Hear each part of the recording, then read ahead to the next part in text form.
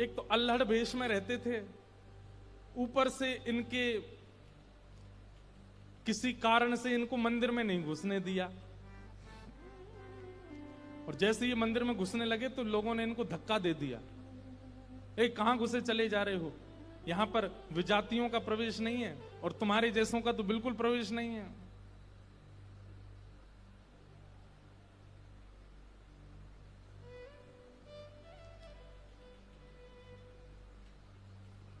रहीम जी को इतना क्रोध आया, ठाकुर जी को ही सुनाने लगे बाहर बैठ करके।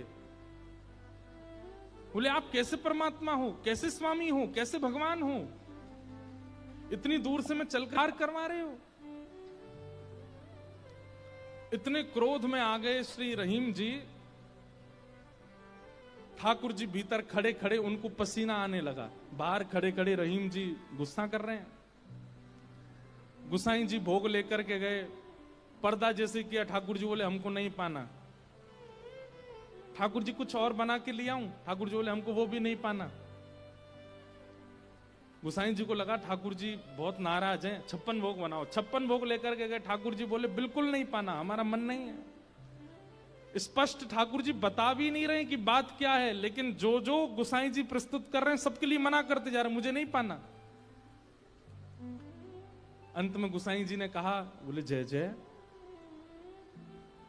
कोई अपराध बना हमसे? ठाकुर जी मुंह फुला के बैठे हैं, कुछ नहीं बोले। बोले मैं क्यों बताऊं? गुसाई जी समझ गए, बोले कि ओहो कोई अपराध ही बना है।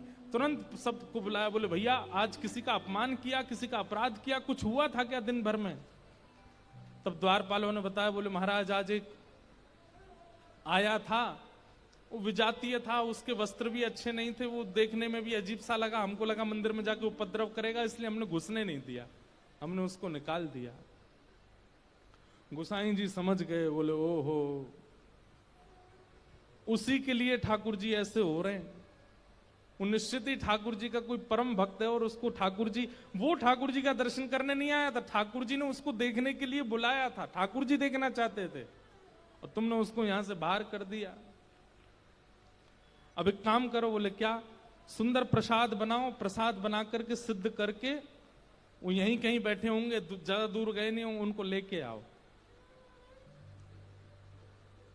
मंदिर में प्रसाद सिद्ध हो रहा था रहीम जी को प्रसन्न करने के लिए, लेकिन ठाकुर जी इतने व्याकुल हो गए, बोले अभी तो चूल्हा जलाएंगे, कढ़ाई धरेंगे, तब कुछ बनाएंगे, तब तक रहीम जी वृंदावन पहुंच जाएंगे। इतने में ठाकुर जी ने क्या किया, ठाकुर जी के सामने जो सोने की थाल में प्रसाद रखा था, ठाकुर जी ने वो थाल उठाया बड़ा सा और अपने कंधे पर रखा, खुद ही चले गए, स्वयं ही चले गए। यहां रहीम जी गोविंद कुंड पर बैठे थे, खूब गुस्सा हो रहे थे, ठाकुर जी को भली बुरी सुना रहे थे। लेकिन जैसे ही देखा गिरिराज पर्वत से उतरते हुए श्याम सुंदर आ रहे हैं, और झांकी कैसी है, कटिकाचनी पहनी है, मोरपुच्छ पहना है, जो स्वरूप ठाकुर जी का ऐसा रहता है, हाथ में वंशी लेकर के, और ठाकुर जी यहाँ कंधे पर विशाल थाल लेकर के ऐसे उसको संभालते हुए ठाकुर जी आ रहे हैं। आहा, रहीम जी के लिए रहीम दास जी ने उसी समय ठाकुर जी की छवि का वर्णन किया, बहुत सुंदर। क्या वर्णन करते हैं, कैसे लग रहे हैं श्याम सुंदर?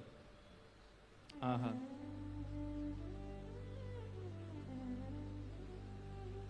काछे काछिन कलित मुरली कर, पीत पिछोरी साल की, बंक तिलक के सर को कीन्हो, दुति मानो विदुबाल की, ओ छवि आवन मोहन लाल की, छवि आवन मोहन लाल की, छवि आवन मोहन लाल की, छवि आवन मोहन लाल की।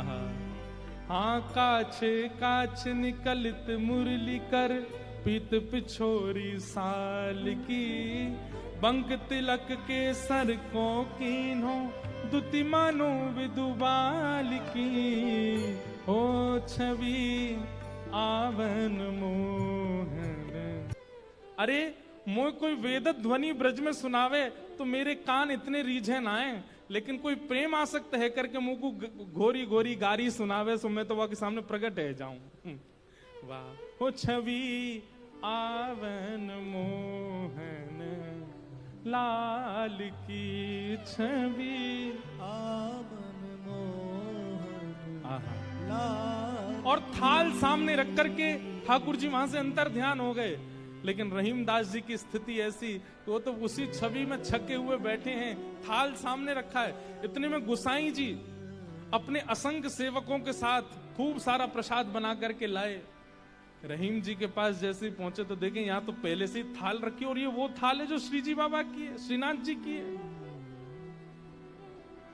नेत्र बंद हैं और एक कोई सामग्री लेकर के प्रेम से रहीम जी पा रहे हैं। गुसाई जी बोले, रहीम जी ये थाल आपके पास आई कैसे?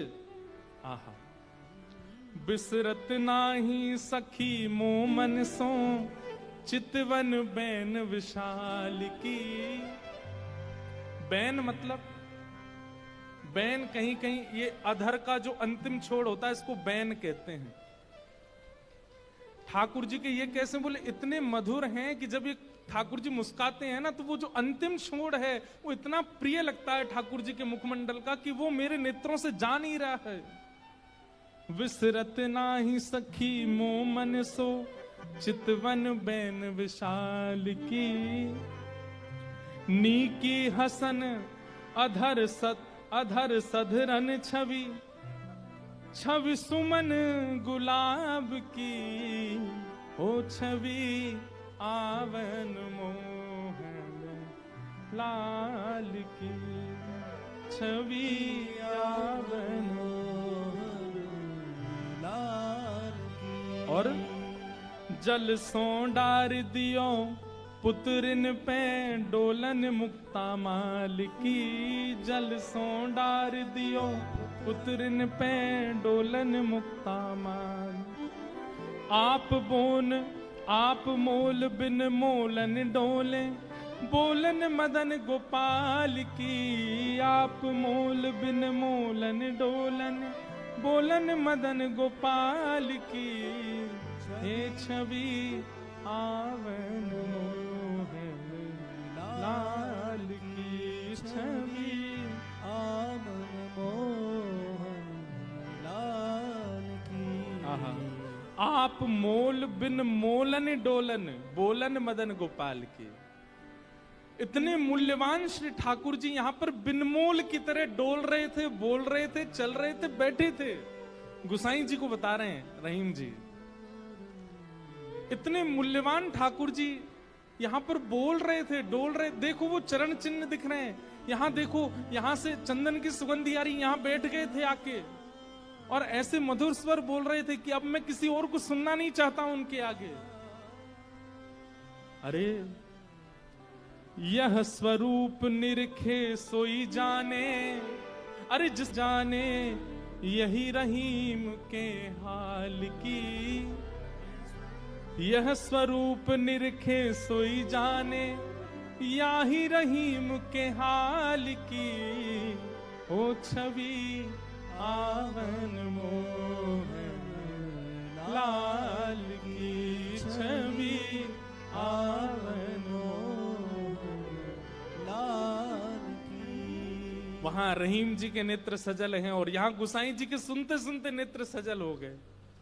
वाह ठाकुर जी आपकी लीला। यहां हम इतनी सामग्री सिद्ध कर रहे थे रसोई में, लेकिन आपसे इतनी प्रतीक्षा भी नहीं हुई, आप अपनी थाल लेकर के आ गए और ऐसी लीला करके गए रहीम दास जी के पास आकर के। ऐसे हमारे ठाकुर जी। वृंदावन धर्म अर्थ काम और मोक्ष सबसे परे है। वृंदावन के लिए तो केवल प्रेम जागृत हो जाए चित्त में, अत्यंत प्रेमी हो जाओ आप, और वो प्रेम ऐसा छकेगा। आप प्रेमी हो गए इसका प्रमाण क्या है? अरे श्याम वर्ण की कोई वस्तु कहीं दिख जाएगी, ऐसा लगने लगेगा ये कितने सौभाग्यशाली कि इनका श्याम वर्ण है, कृष्ण ने अपना वर्ण दे दिया है। किसी में दोष नहीं दिखेगा, सब में गुण दिखने लग जाएगा। मौन रहने का मन करने लगेगा। जब जब कृष्ण नाम ध्वनि होगी, ताल कैसी, स्वर कैसा, राग कैसा, उस पर ध्यान नहीं जाएगा, बस नृत्य करने का मन करेगा। वाणी गदगद हो जाएगी, सुनते सुनते कथा नेत्र सजल हो जाएंगे।